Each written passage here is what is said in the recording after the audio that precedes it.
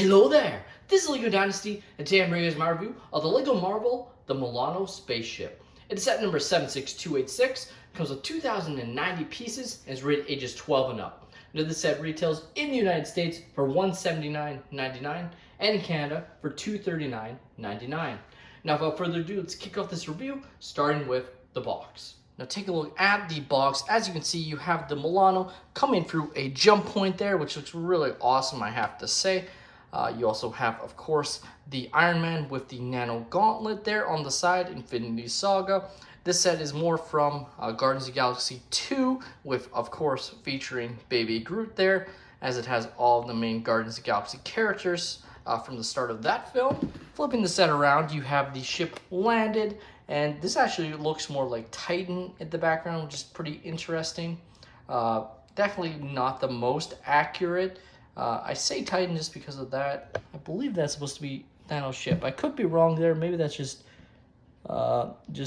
scenery. But either way, still looks very nice and cool there. You have the Avengers logo in the bottom left, and then it shows the ship, kind of in landed position from the back. You can fit your characters inside, and some of the other play features with you opening up the set that we will get into. Now, as you can see, you are left with two manuals here, and they are basically showing the exact same image on the front, so it doesn't show what book one kind of finishes with, which is an interesting choice in my mind. Of course, it's also a rendered image on the front, which I always say I'm not personally a fan of. I liked when it was just the box art reprinted on the front of the manuals, but that takes away nothing from the building experience. It just doesn't look as good as it used to, in my opinion.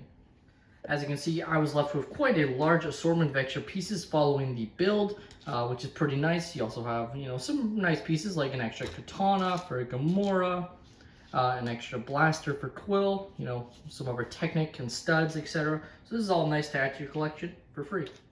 Taking a look at our first minifigure, we have Rocket Raccoon here, and as you can see, looks very nice. Got some great printing detail.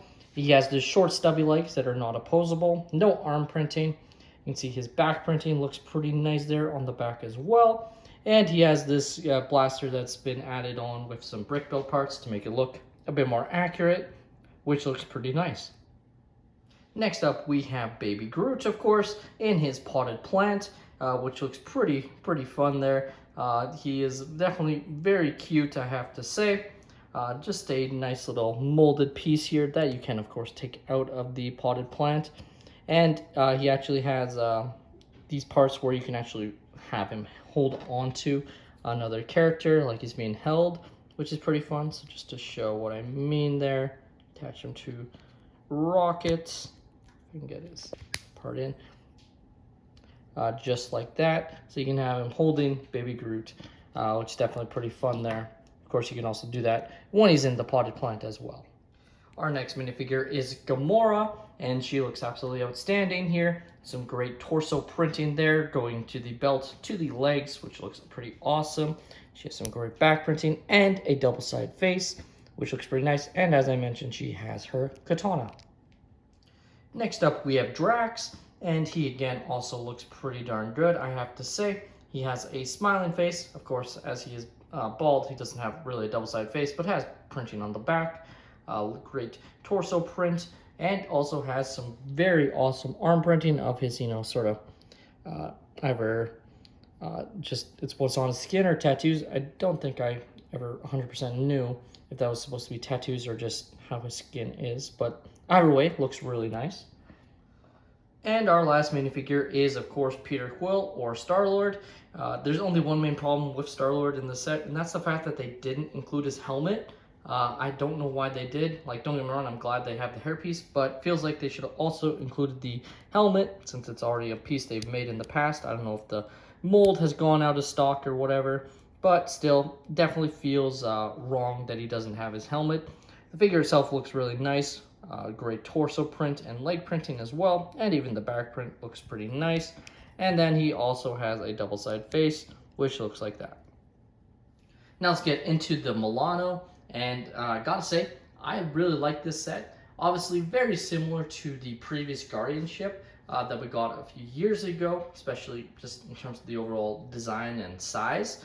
But that's okay. Like, I like that. It's because obviously this one is meant to be sort of a remade model of the original, so definitely pretty nice there. I really loved, the color scheme. Obviously, this is very accurate to what we see with the orange, blue, and gray. It just really looks nice. It even has some yellow parts as well. You have great printed cockpit piece here, which looks really nice. Unfortunately, you do have some sticker detail here. That definitely helps, but would have been nice. I get why this part here was printed, but I feel like we could have gotten this Milano printed, as this is a sticker here. Just would have been a lot nicer there.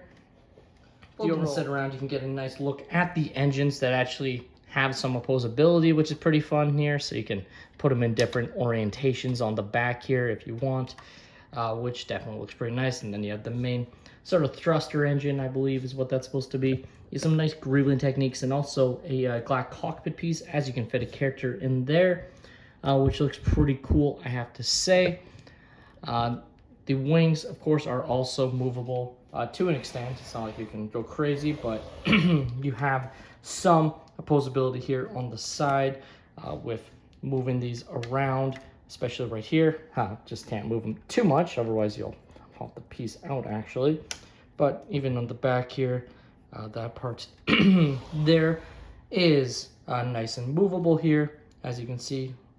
Looks very nice, I have to say. Nice to have that ability there. Like I said, you can open up the cockpit area to fit in your characters. So there's actually 3 seats in there. So we will place some of our characters inside here. So we've got Quill, Gamora, and we will place Rocket on this side here.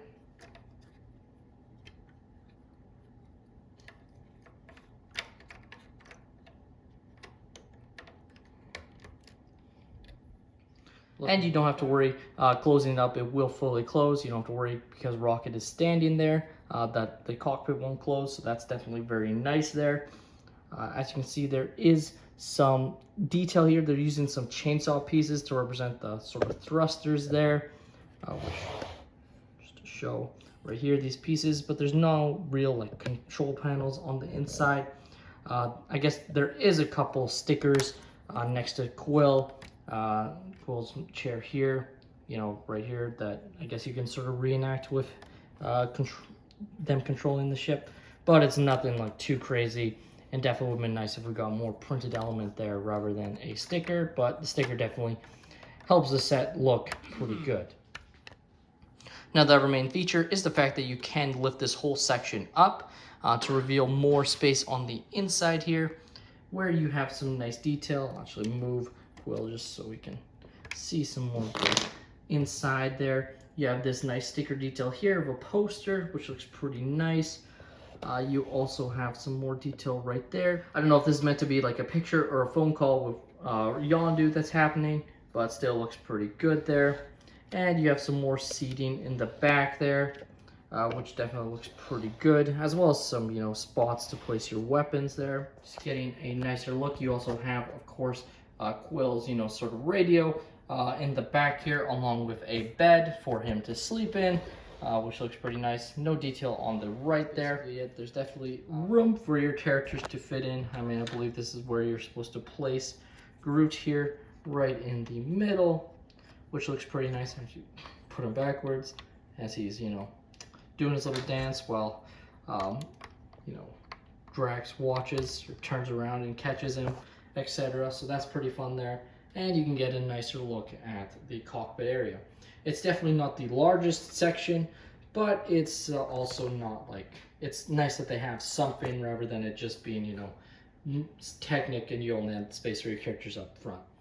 And then to place the set back on, it's very easy. You just literally just slip it in place. There's no locking mechanism, but you don't really have to worry about it falling because you're not really going to be grabbing it from any other angle really, so not too worried about it falling off at all. Now you can take the set off the stand, which I will do right now, and just show off how it looks. So it is a pretty basic stand, as you can see, all brick built, of course, with Technic parts. You have this one sort of part here to help, I guess, know where it slides inside. And just to show off where that is, you can grab the set and show off right there. You can see there is the one hole right there. That is where it will fit inside. And just connecting is very simple. Just go like that, and then it is in place. Of course, it's not locked in place, so when you're moving the set, you definitely want to grab it probably from both the stand and then of course the ship, just to make sure it stays stable on there. But overall, it is, once it's on there and on a stationary shelf, you're not going to have to worry about it. Now, of course, I don't have all of the versions of this ship, but I do have the previous Guardian ship is what it was called, but I believe it's supposed to be the Benatar. And as you can see, looks like that. You can kind of get a nice sort of look of them side by side. Of course, they have quite large wingspans, so definitely not like not easiest to show them next to each other, but you get an idea. You know, obviously this one, the Guardian ship, is, you know, orange and gray rather than blue, so definitely pretty nice there. Also slightly different cockpit design, but all accurate to what we see in the films. Definitely looks pretty cool to have them flying next to each other though on their stands. Definitely looks pretty nice there. The LEGO Marvel, the Milano Spaceship, is to me a fantastic addition to the LEGO lineup right now. I think this is an absolute outstanding set. The fact you get all of the main Guardians of the Galaxy characters, of course, minus Mantis, as this is taking place before she joins the team. But overall, I think this is just a great set to get. With that being said, that's all my opinion. Let me know your thoughts on the Milano Spaceship in the comments down below. Have you guys picked up the set, or are you planning to?